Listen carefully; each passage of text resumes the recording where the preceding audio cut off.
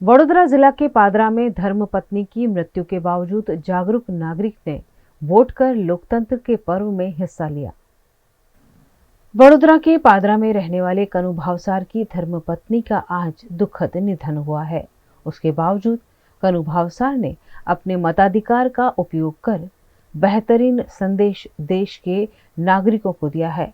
पादरा तालुका के मोभा रोड पर रहने वाले कनु भावसार की धर्मपत्नी सरोज बेन के निधन के बावजूद पूरे परिवार ने वोटिंग कर दुख की घड़ी में भी अपना राष्ट्र धर्म निभाया और मतदान करने के बाद मृतक की अंतिम क्रिया की।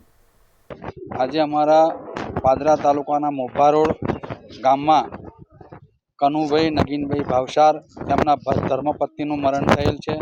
તેમનો પાર્થિવ દેહ તેમના ઘરમાં છે અને તેમ છતાં પણ તેમને મતદાનમાં અને મતદાનની પ્રક્રિયામાં ભાગ લીધો છે।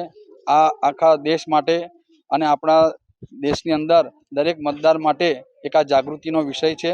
દરેકે 100% મતદાન કરવું જોઈએ। જે રીતે કનુભાઈ અને એમના પરિવારે કર્યું છે એ રીતે મતદાન સૌએ કરવું જોઈએ।